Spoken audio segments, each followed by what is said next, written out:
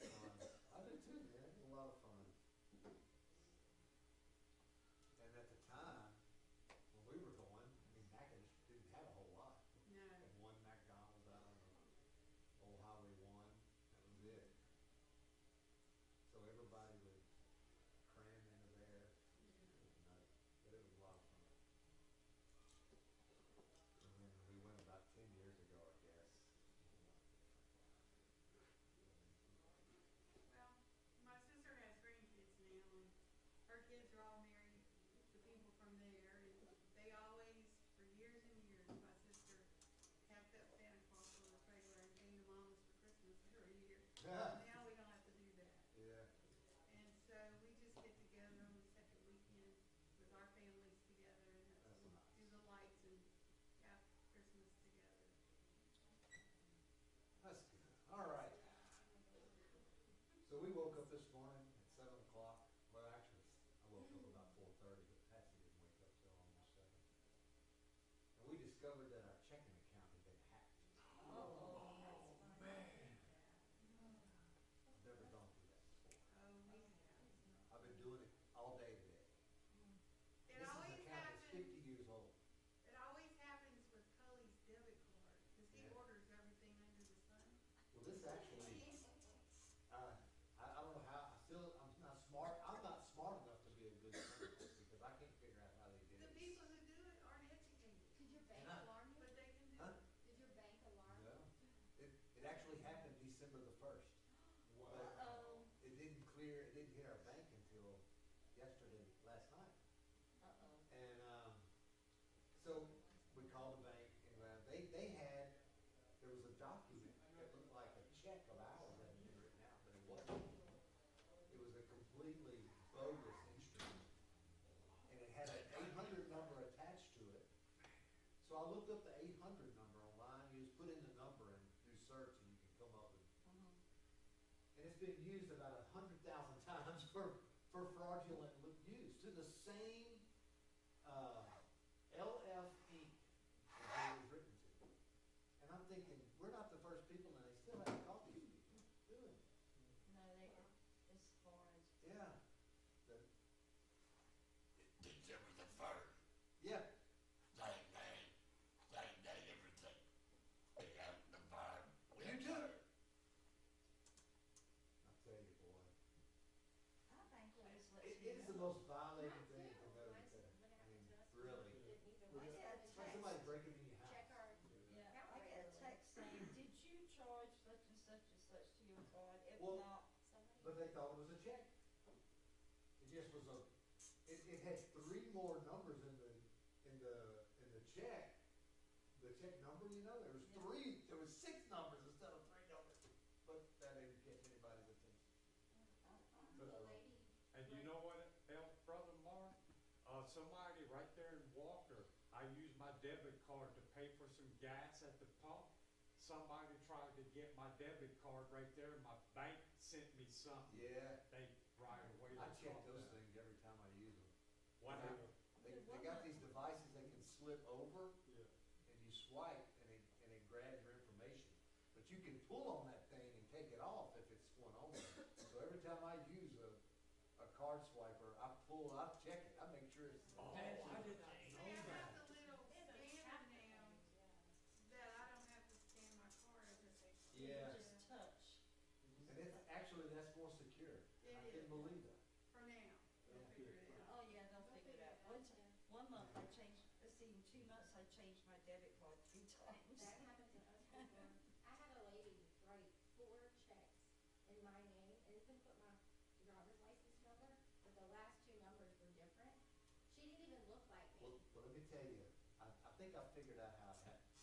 Because this year, we pay our state income taxes with a draft out of our checking account. And I signed the paper.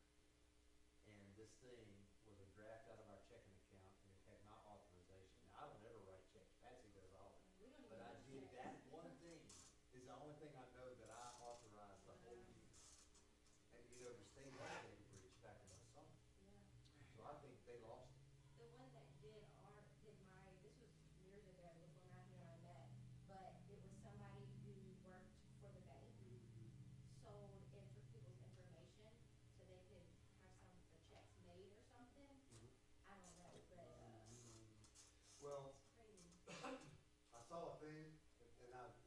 it up today. They were talking about how you got these people that just go in and rob these stores now, and it's cost, it has already cost retailers over like $100 and something billion, I forget the number, this year. 20 billion more than last year. Well, bank fraud is 3 times that amount. You never hear that. 3 times that amount. Almost $300 billion banks are paid back for stolen, Anyway, I bring all that up to say it'll make you lose your religion if you're not.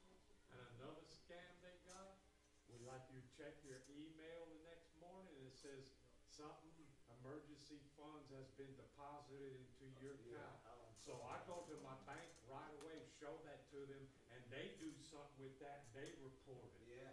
So Well, that's what they told us today, that I called that 800 number, 888 number, and the lady said, well, I need your name. I said, no, the bank will be calling you. Yeah. They told us not to give you anything. Yeah. It turns out that number's been used, well, pretty active since November the 23rd until now. And I mean all over the country. Well, we pay a lot of our bills by mail. oh, So mail you gotta go, you gotta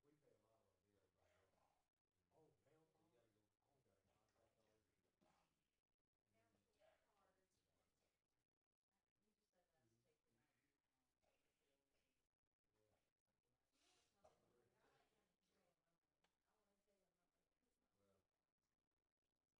all your people. I don't have my money but about that long, so I don't, having control of it don't matter much. It's in one day. It's in one day and it's gone that day. Okay, we're gonna be tonight. We're gonna start in Mark chapter 7, verses 1 through 23. And we're looking at a parallel passage that goes with that. Is out of Matthew 15, 1 through 20. Let me see. Nope, I do now. Nope, I do now. So So we're all familiar, I think, with this passage. We're just going to read it. We're just going to read it. This is another. I mentioned before that as we move along, the tension between the Pharisees and Jesus is really intensifying. And this is one of those areas that, well, the passage reveals why it's so intense. And why Jesus responds in a rather forceful way. More than, I mean, he has already in John responded in a very forceful way, but you can begin to feel it build in the Gospels. And this is one of those. So it says the Pharisees and some of the scribes who had come from Jerusalem gathered around him. They observed that some of his disciples were eating bread with unclean, that is, unwashed hands. And then Mark gives us these parenthetical descriptions as to what he's talking about. And I love Mark for that. There's so much about, he says things, and he wants to make sure you understand it. Why is that? We're reminded Mark is writing for a largely Greek audience, and so they would not understand why washing hands had become such an important thing, a misplaced but very important thing to the Pharisees. So he explains it. For the Pharisees and all the Jews, do not eat unless they give their hands a ceremonial washing, keeping the tradition of the elders, and that's an important line. When they come from the marketplace, they do not eat unless they have washed. And there are many other customs they have received and keep, like the washings of cups and pitchers and kettles and dining couches. So everything. They were obsessive about washing, but it wasn't because they were germ folk. That wasn't the problem. The problem was, he goes, the line that I said, that keeping with the tradition of the elders. Same thing, Matthew says it the same thing, that this incessant washing was to keep in the tradition of the elders. Did we go over this last week? I've talked about this somewhere. It must have been at the gym. We were talking about this. So the only, and when you look at the cleanliness codes in the Old Testament surrounding the law, the only group that had to be concerned with ceremonial washing was the priest. Because everything that the priest did before the people and before God, they had to appear clean. And of course, on the Day of Atonement, it goes into this great elaborate thing that has to be done in order to be clean. But what happens over a period of time is that the elders and leaders of the Pharisees over, I don't know how many hundreds of years, decides, well, if the priests have to be clean, their hands have to be clean, then certainly it's good enough for everybody's hands to be clean. So they start requiring, if you're going to come to worship, you're going to have clean hands. You got to ceremonially wash. Well, then you got to do it before you eat. And then after you leave those Gentiles in that filthy market, you got to do it again. And here we go, and you begin to see in this little microcosm form how legalism builds. And it does that still today. We can take one little thing that we feel like is quite important to God, and we remove it way beyond the sphere that God laid out for it. We make it bigger than what it is. And so all these other things become overly important, and guess who becomes less important? God did. It didn't matter who they were before God or how they viewed themselves before God. As long as they got their hands clean or their cup clean or their kettle clean or the couch that they were going to lay down when they ate, as long as all that was okay, then it was going to be okay. And why? Because our elders told us so. It's kind of like, why do you do that? Because my parents told me to do it. And that's kind of how they were thinking about it. Okay, so here they are, and they're confronting Jesus about this. What's wrong with your disciples? They're not washing. Okay, let's think about that for a little bit. They had grown up doing that. If they were good Jewish boys and young men, they had grown up under the same teaching of the elders that they had to do this. But somewhere along the line, Jesus looked at them and said, you don't have to do that. And either they obviously were not offended, or if they were, what Jesus had already demonstrated to them, according to his teaching, trumped that offense, or they were set really free from it. Because they all knew the law, and they all knew what the elders, the traditions of the law required. And I would imagine, as in most cases, there's this desire to let's just get back to the basics of what the Scripture says. And let's leave all this other stuff alone, which is exactly what I think Jesus probably said to them. Let's just get back to the Scripture. Because, by the way, I'm here to fulfill every bit of it. Let's just go there. These other things that have been laid upon us, we need to lay them aside. And they had. So the Pharisees and the scribes asked him, why don't your disciples live according to the tradition of the elders instead of eating bread with ceremonially unclean hands? Why are they defiling themselves? Because they're not ceremonially clean. I bet I couldn't say that 3 times fast to save my life. So he answered them, and he said, Isaiah prophesied correctly about you hypocrites. As it is written, the people honors me with their lips, but their heart is far from me. They worship me in vain, teaching as doctrines human commands. So Isaiah had actually said that. And here they were living it out. The very prophecy that Isaiah had spoken against the people, they were living out. You would think they would know that and say, oh, maybe we shouldn't try to add to any of this.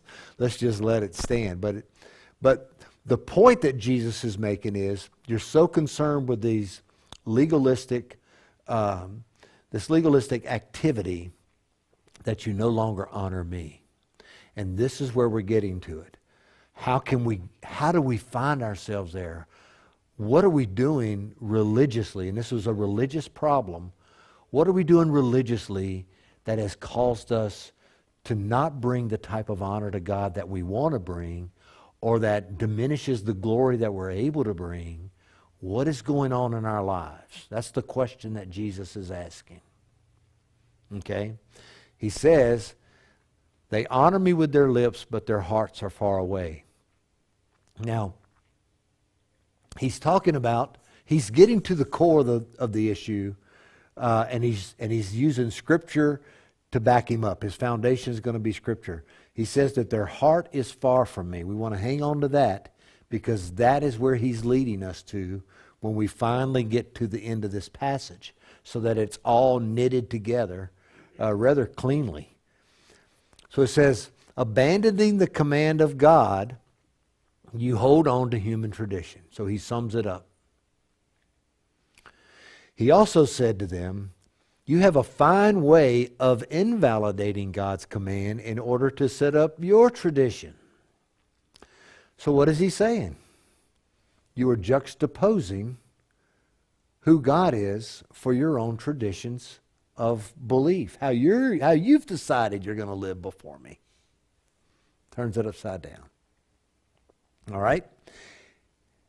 And in the process, invalidating everything that God has commanded you to do.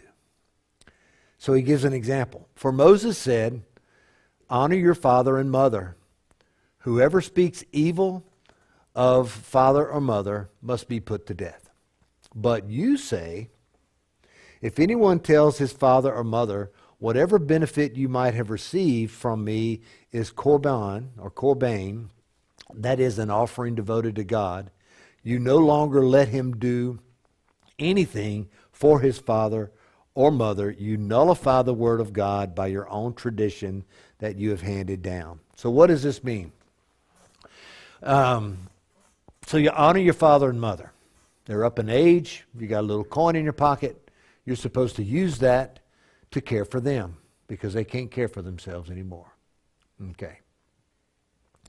But they had this rule that they came up with, the Pharisees and the elders of the people said, but if you dedicate that money to, let's say, caring for the temple, and you just say that's what it's for, then you don't have to spend it on your parents. So you can dishonor your parents while maintaining this rule that we've set up to help you hold on to your money. Goes totally against what the law meant. And the penalty for doing that was what? Death. So the idea was we will replace the parents with something greater, i.e. the temple. If you're caring for the temple, that's much more important to God than caring for your parents. Only it wasn't. The only commandment that carries a promise is the way that we honor our father and mother. Okay? But that is what legalism does. It gets things twisted and turned around to where the next thing you know, you've arranged things in such a way till it benefits you greatly, but it's going to harm others. And that's what was happening here. Where does the death part come from? The what? The death part. Where does that come from? Oh, when Moses handed that down, it's not in the Ten Commandments, but it's later in the rest of the law that kind of expands the Ten Commandments. It speaks of that.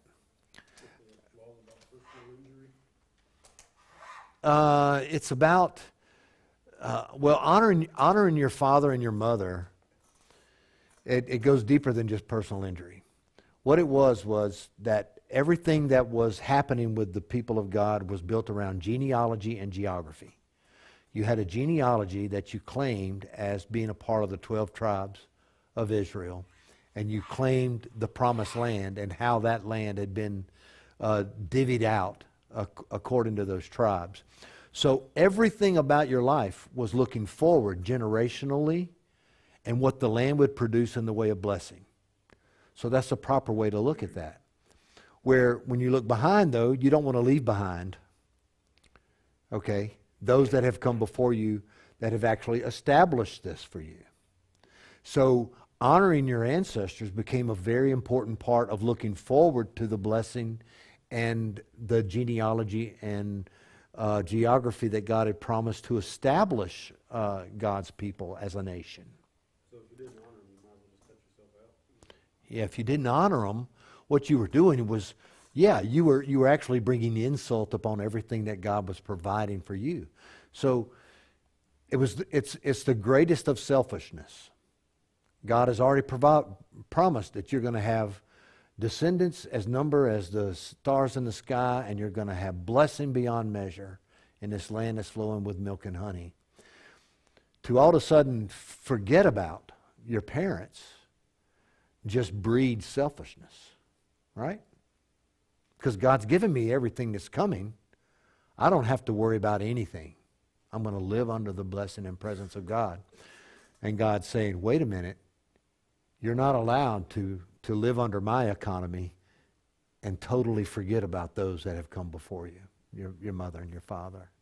So it's bigger than just honoring your parents. It's a broader statement of your understanding about what God is providing and our responsibility to it in an unselfish way, a giving way rather than a taking way.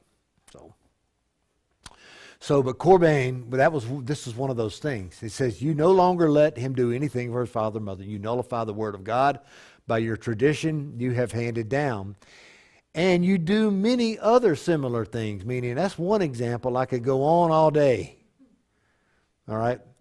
So summoning the crowd. So he's been speaking to the Pharisees, and he's given them a little bit of a tongue lashing here about this stuff. And then he summons the crowd. He does it again. He says, and he told them, listen to me, all of you, and understand.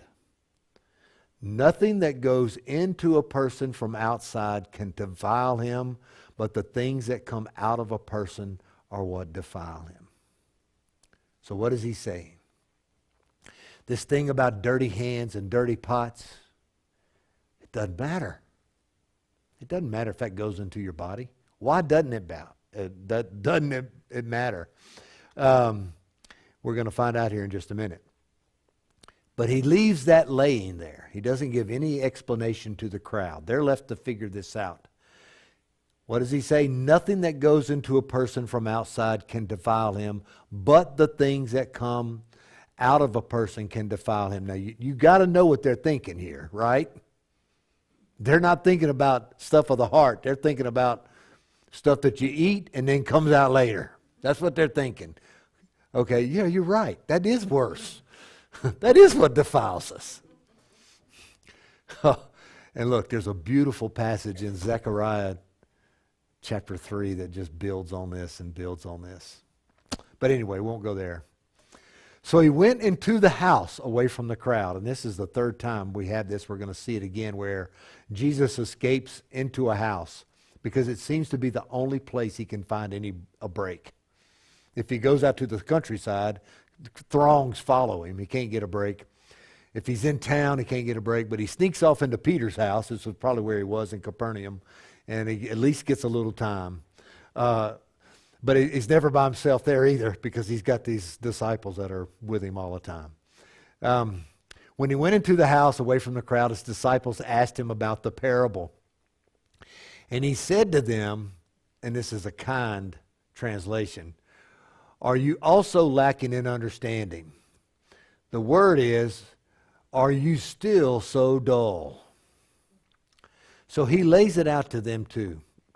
And this isn't important. This makes it it cleans it up too much because Jesus is at a point where he is saying, it is time you begin to see beyond your own limitations.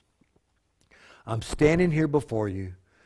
I've shown you the kingdom of heaven on earth. It's time you start getting out of your limited understanding and comfort zone and begin to really and truly pursue who I am and what I'm saying. So he's still kind of leading them around like little kids, and he's expecting more, and he should expect more. He says, are you also lacking in understanding? Are you so dull? Don't you realize that nothing going into a person from the outside can defile him? For it doesn't go into his heart, but into his stomach, and is eliminated, which is what everybody else is thinking here, okay? So thus he declared all foods clean. He's saying, there's a thing here that's more important than dietary regulations. I'm talking about the heart here. Let's get to the heart of the matter. Let's get to what Isaiah was talking about. You do all these things, but your heart is turned away from my heart. Your heart doesn't care a thing about what I care about. And why is that? There's a reason why that is. Okay? So he's going to show us that. But first we have to deal with Mark's parentheses again, where he says, thus he declared all foods clean, which follows the experience that Peter had in Acts chapter 10. You remember where he's in the vision on the roof and God shows him the tablecloth that comes down and it's full of unclean food, and he tells him to eat it. And Peter says, no way, I'm not eating that. That's unclean. And he shows him again and he explains to him, no, it's not clean. It's not unclean. It is clean. And then, lo and behold, within an hour or two, Cornelius's servants knock on the door, and they're wanting Peter to come to Cornelius's house, a pagan, and share with him the gospel. So Peter says, it all comes together for Peter. He says, oh yeah, of course. He wants us to deal with Cornelius's heart, not this whole dietary thing that's kept us separated, food and holy days and all that other kind of stuff. So in this, Mark is understanding, when Jesus says this, that food has nothing to do with any of this. Food was a thing in the law, and when we look at the food thing in the law and we look at what we know about those foods, look, if you take shrimp out of the ocean and you leave them out for 2 days, are you going to eat that shrimp? So that's right. So God made sure they didn't eat any of it. He said, you don't eat shellfish. Well, thank goodness Mark came to this conclusion so we can eat shrimp, right? And crawfish and crab and oysters and all that stuff that lives on the bottom of the sea. And pork. See, same thing. God knew what he was doing, and it was a dietary problem. But see how it had been turned into something more than what it was ever intended to be. All right? So, all foods are clean. And he said, what comes out of a person is what defiles him. Hold on, let me see what this is. Oh, and I'll do it in a minute. It says what comes out of a person defiles him, for from within, out of people's hearts, and look at this list, out of people's hearts, which is the very thing that they had turned away from God, back in the Isaiah passage, okay? So our hearts are dirty. How do we get them clean? The passage from Isaiah would suggest these people honor me with their lips, but their hearts are far from me. They worship me in vain, teaching human doctrine human traditions as doctrine. Their hearts are far from me. The implication you might reach in that is that when our hearts is near to God, they become clean, or at least more clean. There's something that goes on in us that when our lives are turned to his, things begin to change in the heart. Okay, so that's what Jesus is drawing their attention to. He says, so what comes out of people's hearts? Come evil thoughts, sexual immoralities, thefts, murders, adulteries, greed, evil actions, deceit, self-indulgence, envy, slander, pride, and foolishness. This is the only list in the whole Gospels that Mark provides this list of failures, of what defiles us as we live our life. These are the things that make us less than, that create rebellion, that cause us to dishonor and to bring no glory at all to God. These things that come out of us. And so these guys are listening to this, and you know they're thinking of the times that they have. Have they stole anything? Probably not. Murdered anybody? Probably not. Committed adultery? Probably not. Been greedy? Oh, maybe. Been deceitful? Possibly. Self-indulgent? Oh, yeah. Envious? Certainly. Slanderous? Yeah, if you've known somebody more than a year, you've probably slandered them. Pride, foolishness. I mean, this list really begins to hit home. Okay? Especially when you consider Jesus' teaching in the Sermon on the Mount about evil thoughts and sexual immorality. You lust after a Baby Ruth candy bar and you're skating on the edge. I mean, that's the way Jesus sees it. There's no room for these things. Why? Now we're beginning to understand why. Because it means that our heart is not turned to God. And God cleans these things up. If you want to go read Zechariah chapter 3 tonight, it's a story of Zechariah standing before the angel of God, and the accuser, or Satan, is standing next to him. And God says to him through the angel, "What are you doing here accusing him? He's been snatched out of the fire like a burning stick." And Zechariah says to his amazement, Joshua the high priest is standing there, and he's covered in what? Crap and urine and vomit. When he's supposed to be standing there clean as a whistle because he's a high priest going in on the Day of Atonement. That's his heart. God can see the heart. And he goes through a little bit more and he says, "But see, this is what I will do. I will take the branch and I will relieve you of your sins in one day." Now, who was the branch? Who's the branch of Jesse? Oh, Jesus. Jesus is the branch of Jesse. Remember Jesse? That's the son of David. David was his son. And 3 times in Isaiah, or 2 in Isaiah and 1 somewhere else, Jesus is described, or the Messiah is described as the branch of Jesse that's going to come and be the Savior of the world. And Zechariah reminds you can stand here and get used to the fact that your heart is full of these things. But worry not. I'm going to send my branch, and I'm going to rid you of your sin in one day. So how did God do that? In one day, in one 24-hour period, Jesus offered to us his life by washing his disciples' feet, was betrayed, arrested, tried, convicted, hung on a cross, and died for our sins, all in one day. And that was the end of it. He said what? It's finished. I've done what the prophet Zechariah saw me do. See?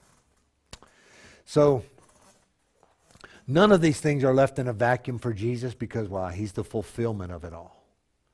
And every time he opens his mouth, he's tying it all together, it seems to be.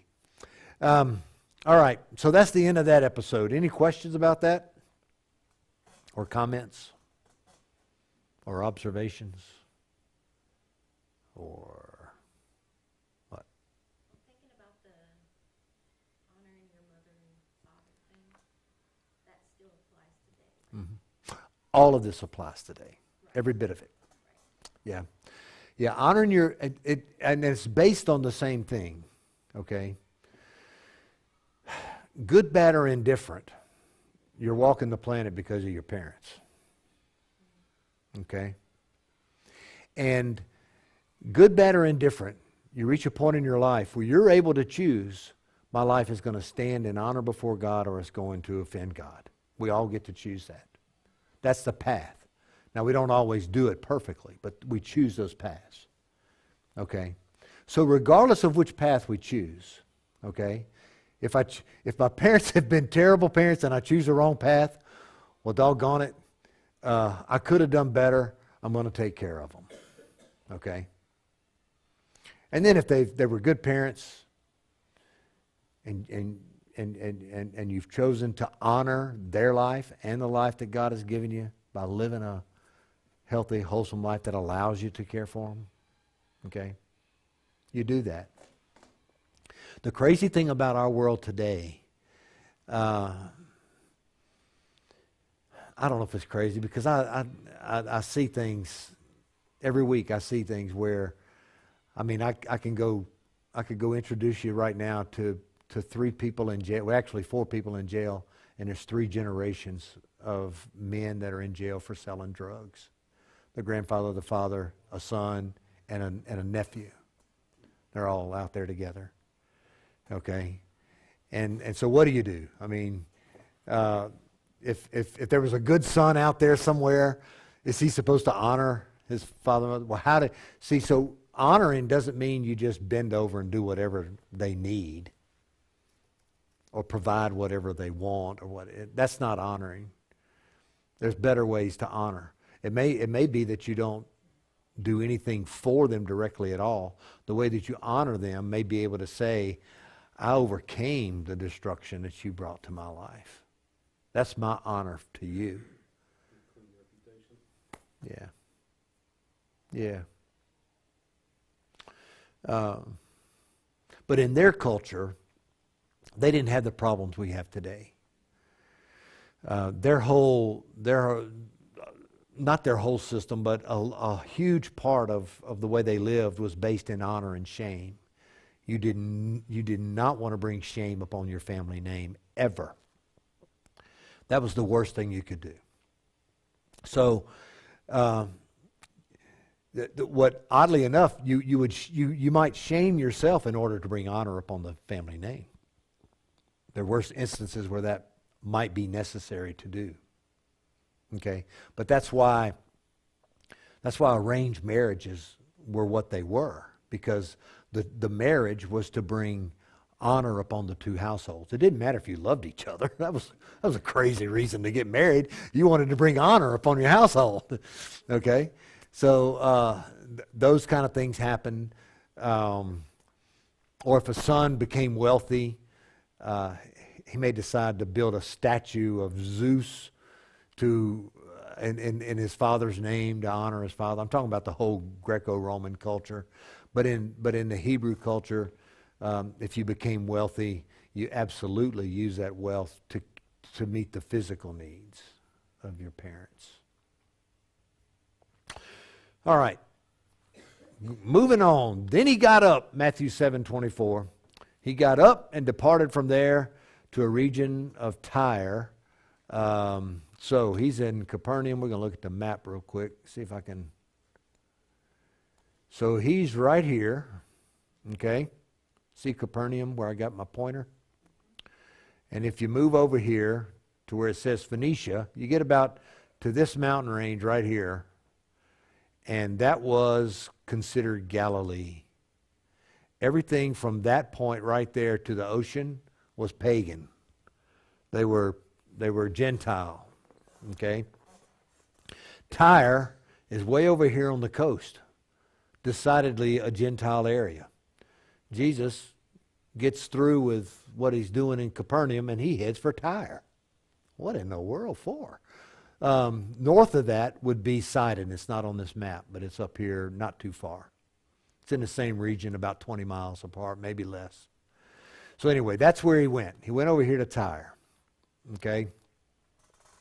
When he departed for Tyre, he entered a house and did not want anyone to know it. So he's entered a house. This is that place, remember? That's where he's trying to get away from it all. He has to go to a pagan country to try to get away from it all. So you see what's going on? But he gets there and he goes into the house and did not want anyone to know it, but he could not escape notice. Now this is in a pagan town. People here even know who he is. So Jesus' reputation is flung far and wide. He did not want anybody to know it, but he could not escape notice. And he instead, immediately after hearing about him, a woman whose a little daughter had an unclean spirit came and fell at his feet. Now in Matthew's, this is a significant thing, it says, just then a Canaanite woman, describes her as a Canaanite woman, from that region came and kept crying out, have mercy on me, Lord, Son of David. My daughter is severely tormented by a demon. So she's a pagan. She doesn't worship Yahweh at all. But they know about it, and they recognize who Jesus is. And so she cries out to him, have mercy on me, Lord, Son of David. We kind of got to hold this in contrast to the Pharisees in his own country who do worship Yahweh and are unable to recognize and certainly are unable to bring themselves to accept who Jesus is. In fact, they refuse to accept it. That's why they try to kill him and finally do. This woman who knows nothing of God is more than ready to believe and accept who he is. So you see the contrast? So Jesus, it goes on. This was a woman, a Gentile, a Syrophoenician by birth. I'm in Mark again. And she was asking him to cast the demon out of her daughter. Now in Matthew and Mark, there's a little different account here. In Matthew, it says Jesus did not say a word to her. He ignored her. Man, be ignored by Jesus, huh? That's what we often accuse him of doing. He's ignoring me. I can't get my way here. Okay, but that's what it looks like, right? He's ignoring her. And they say, his disciples said, send her away because she's crying out after us. What are they saying? She is a real bother. It's beginning to get on my nerves, Lord. Why don't you just tell her to hit the road, Jack, you and your demon-possessed daughter or whatever. They were not being nice toward her at all.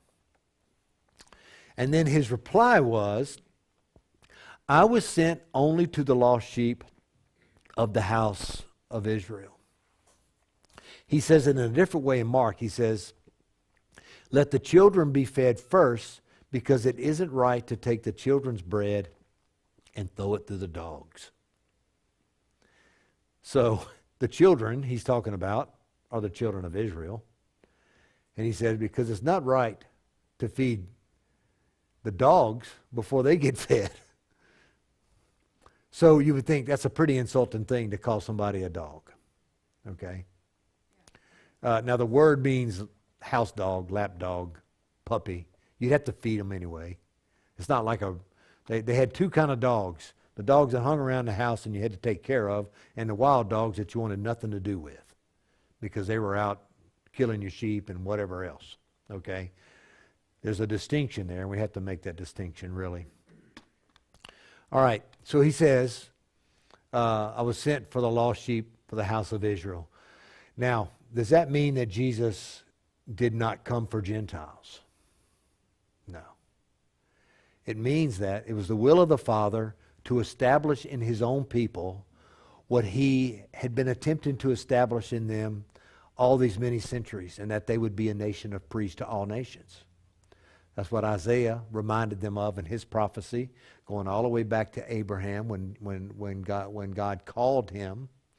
In 3 or 4 different ways, God has reminded his people throughout time that your place in this with me is not because you're special, it's because I got a job for you to do.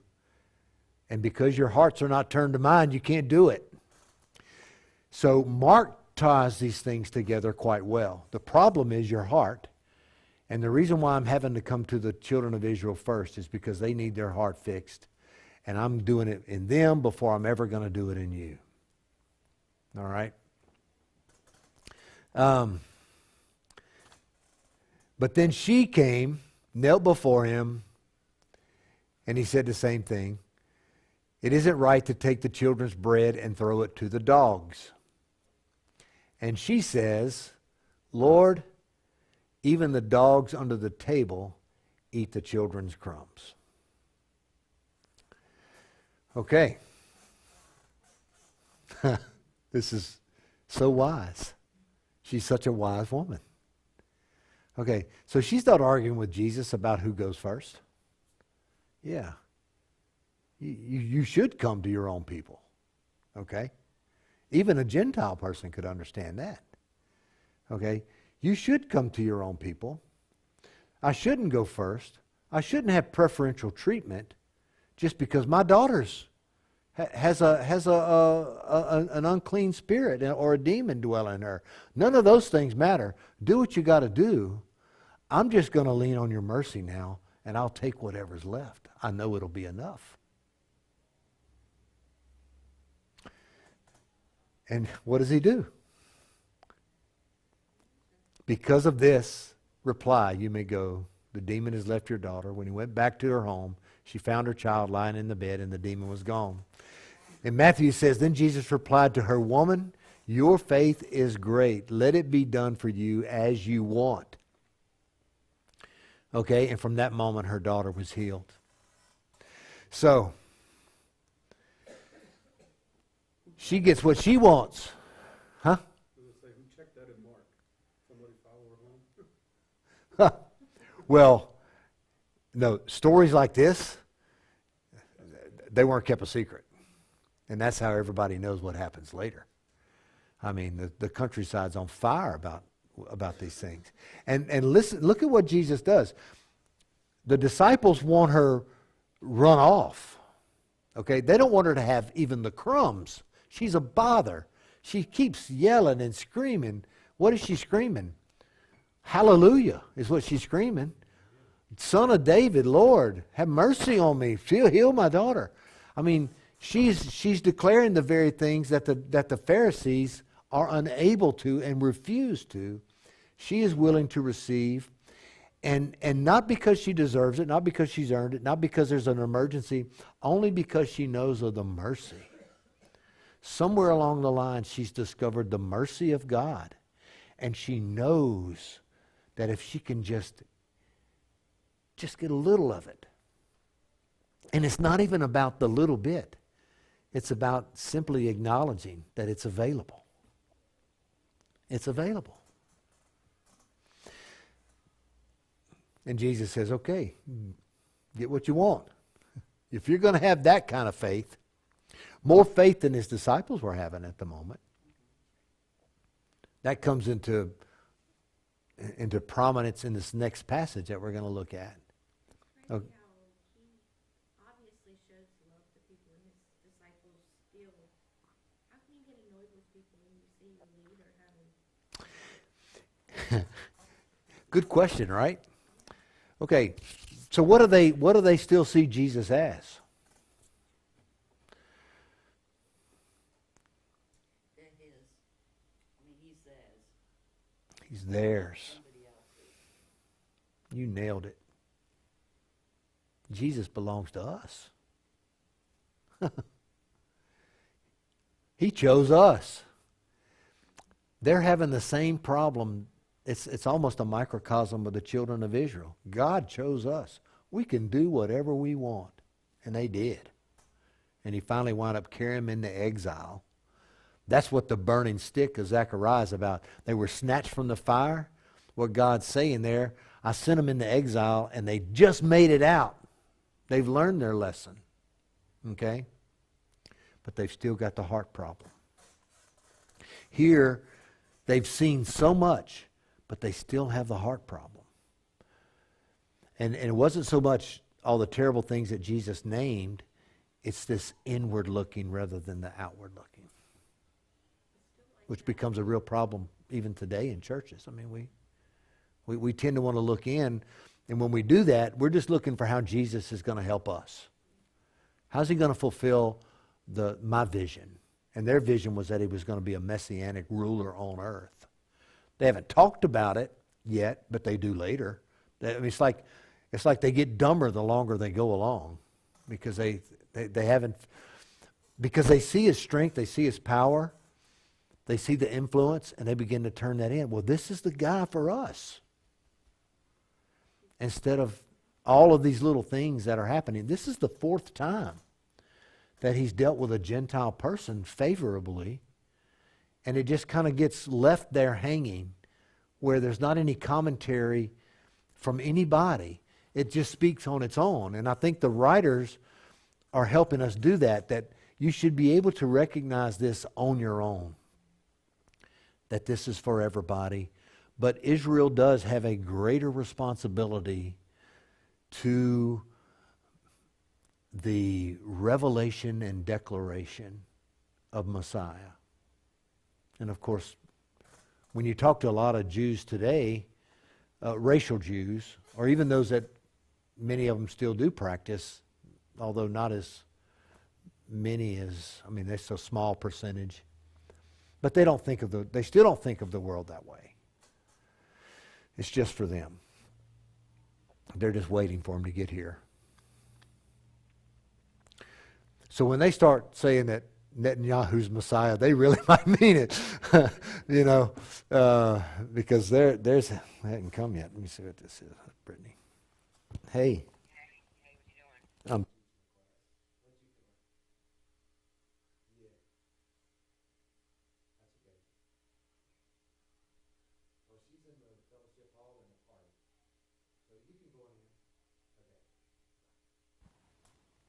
Sorry about that. Managing kids. Okay, so this third withdrawal, this is the third time. The first one was way up, and then that one was the second. This is the third one. He withdraws north through Phoenicia and eastward toward Hermon and south to Decapolis. So to look at the map again, Jesus is steering way clear of Judea and Galilee. All right, why? He hasn't gone to Judea in a while, and that's because they want to kill him. They've already said it. Galilee, it's really, they're not understanding. So he leaves Tyre, he goes up to Sidon, he comes all the way around Mount Hermon over here, which is Mount Hermon, and then he heads down here all the way to, let's see, that's the feeding of the 5,000. Let me see if I can find the...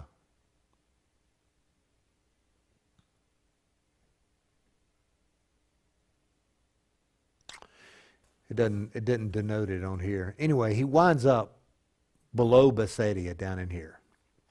So that's a long ways that he walks, all the way from Tyre up around Mount Horeb here and then down. Just to give you an idea. Because we jump from story to story and we look at that and say, and then there he is. And we're thinking, okay, and now. Next episode, like we see on TV, this took a few days to walk. And so what do you do when you're a teacher and you're walking with hundreds of people? You talk, and you're teaching, and you're learning, and you're doing all that stuff, see?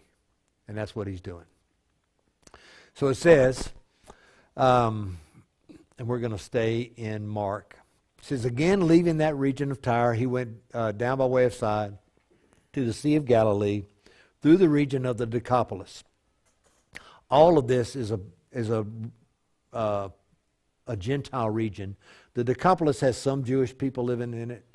Decapolis is 10 cities. There was 10 cities on the east bank of the Sea of Galilee, and that's why they call it the Decapolis, but it was mainly Gentile people that lived there. So he's still in the Gentile region. They brought to him a deaf man who had difficulty speaking and begged Jesus to lay his hands on him. And Matthew describes all kind of people that are brought. I mean, just a horde of people that he brought and that he heals. Mark pulls out this one particular healing, and we're going to discuss why. So he took him away from the crowd in private. After putting his fingers in the man's ears and spitting, he touched his tongue. They clean that up too. He spits on his tongue. Okay? He touched his tongue. Looking up to heaven, he sighed deeply and said to him, Ephphatha, that is, be open. Immediately his ears were open, his tongue was loosened, and he began to speak clearly. He ordered them he told them to tell no one, but the more he ordered them, the more they proclaimed it. Okay? So what's the deal? Why does Mark go to the trouble to describe the ears and the fingers and the tongue, touching the tongue and all of that? It's kind of weird, isn't it? Yeah. Yeah. Well, in the Gentile world, laying on of hands, like in the Jewish tradition of laying on hands if somebody was sick, was very significant. But you had to demonstrate in the Gentile world your power over the particular ailment. Okay? So I heard a preacher one time say, "Boy, I'm glad the guy didn't have a hernia." But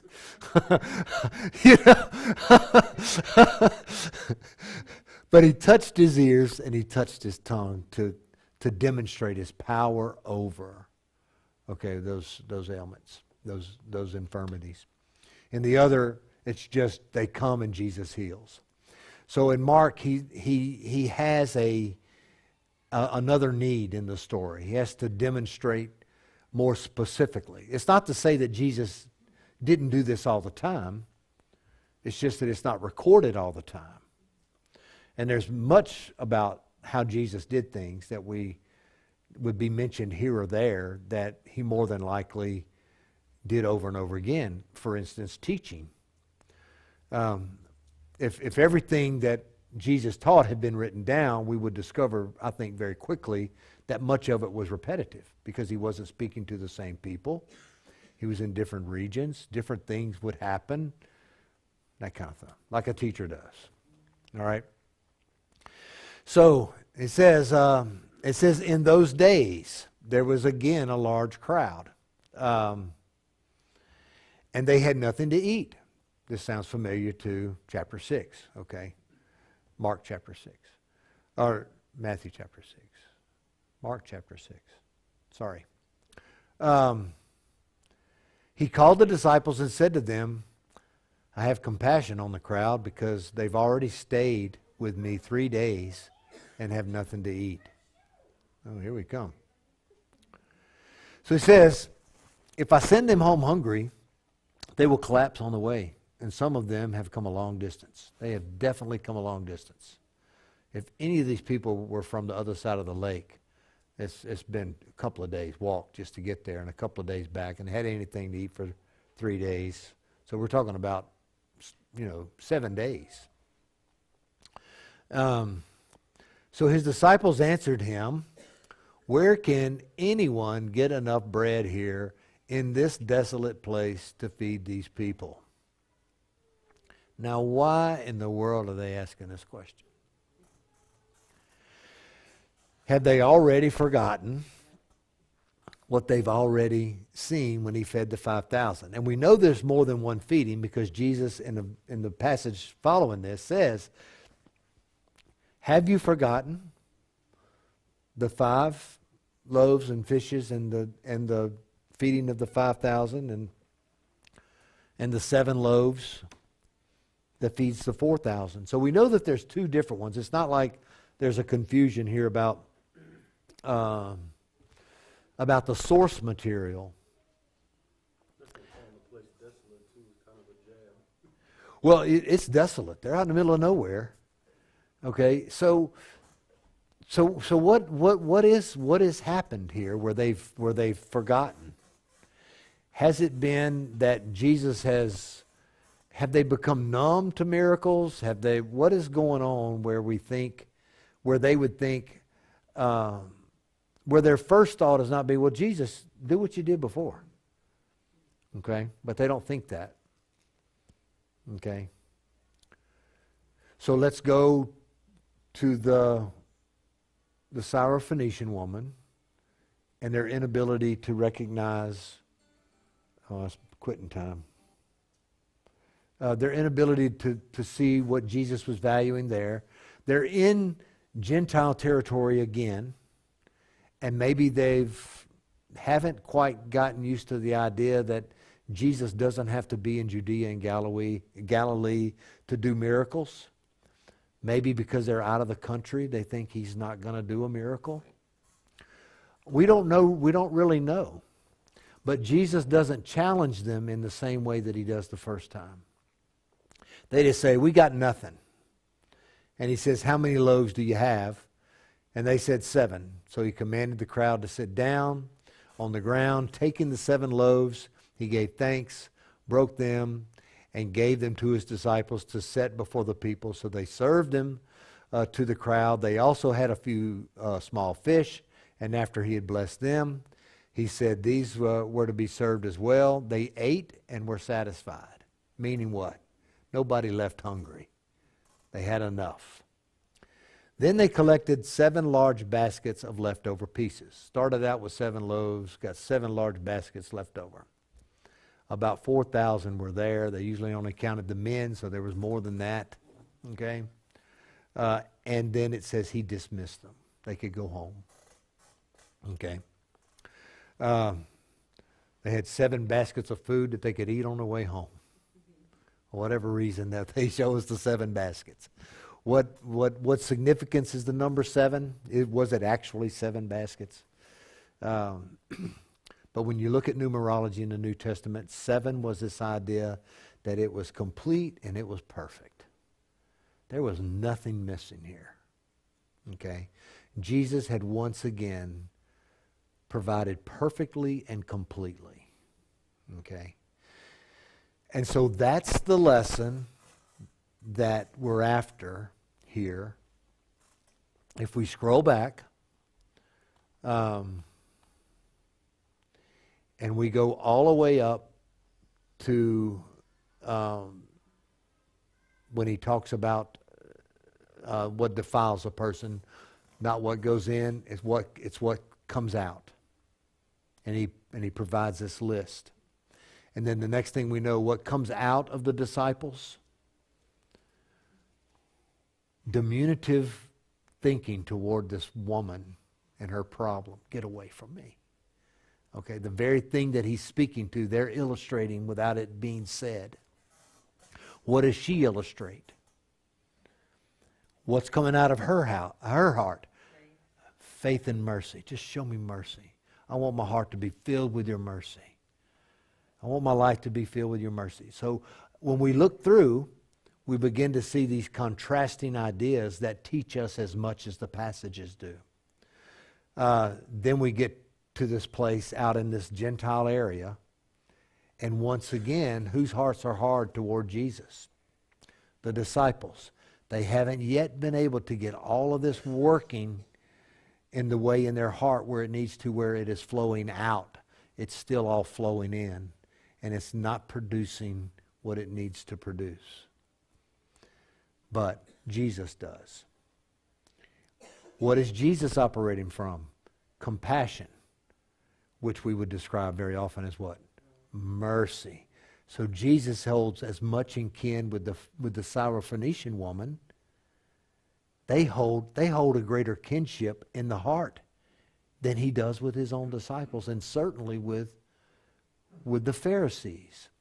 So all of these different scenarios are set up in the way that these stories are arranged in the Gospels. Remember, they're not arranged chronologically very well. We know that from a lot of different sources. But we do know that they arrange these things in such a way so that we can begin to see ourselves in the writing. What's wrong with my heart and where is it good? How am I reflecting what Jesus is in the world, and how am I keeping that to myself?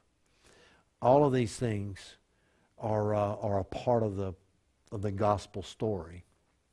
And we really should be thankful for it, because without it, we would just be reading. We would be like the Pharisees in the first. If we just read them looking for the do's and don'ts of life, we become very legalistic.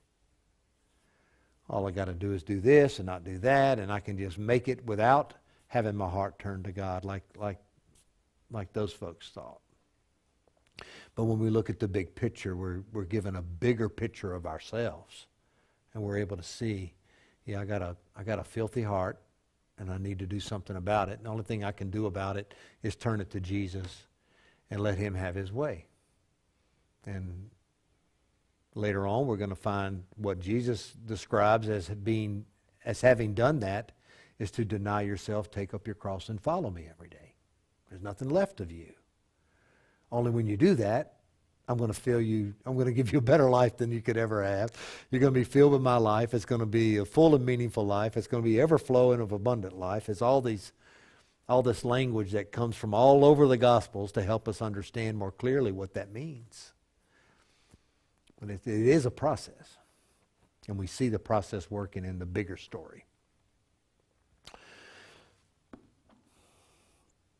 All right. I guess I'm done. Y'all got anything to add? Just what I needed today, all this crazy day. Well, I can tell you this. I needed this after my crazy day. During the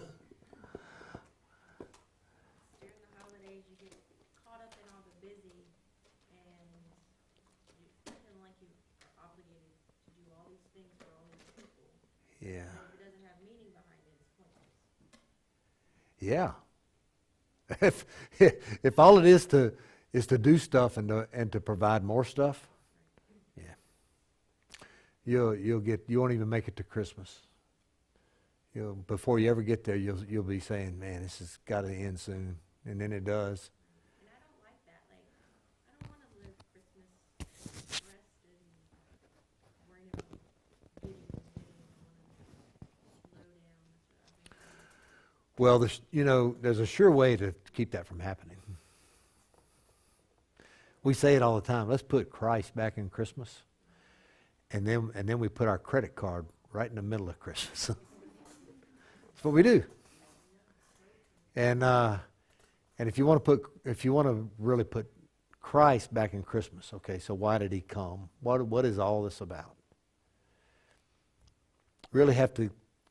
This is the time of year. This is what Advent does. It prepares us for remembering why he came. It prepares us for why he's coming back and what our lives need to be and what they should be when he arrives. All that stuff.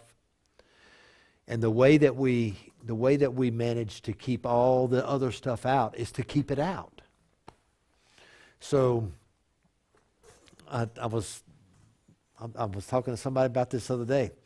When we do white elephant gifts or gift exchange with our extended family, what do? We say, all right, don't spend more than $15. Okay? Why do you do that? Because you don't want to spend more than $15 on anybody? I mean, what's $15, $20, Why do we do that? Because we don't want it to be a burden. It's just supposed to be fun. So we get together and we draw numbers and we exchange gifts. It's just supposed to be fun. It's not supposed to be about the gift. Well, my goodness, that's Christmas. But everything else that we do, we will. I saw a thing today. From last Christmas, only 70% of Christmas has been paid for from last year. Credit cards. That means that people are racking them up again this year. Sooner or later, you got a problem. I see an article where credit card debt is going to be one of the huge downfalls. Oh, it is the thing that's going to fall. But anyway. It's going to hit and it's just going to wreck. Yeah. But the thing about Christmas is we don't put those limitations on ourselves because we want to feel like we've done more. Okay, we got to be able to do as much as we can do for the people that are nearest that we love, obviously, because we throttle back for the in-laws that we don't really care about is whatever. I don't know how to say it. But anyway, we throttle back. But we want to we want to be extravagant with our kids, with our spouse, or all that stuff. And okay, so why do you do that? Is it so that you can give like Jesus? You're never going to give as much as Jesus. Okay? So what you spend $15 on is going to say just as much as what you spend $5,000 on if you're trying to say, I'm just trying to give you like Jesus gave. I want to be able to give as much as that. You can't. So stop trying. It's just bringing a burden on you. Used to be like people would make, like they knit, sew. Oh, yeah, look. Don't have to do much. When I was a kid, we got fruit in our stocking.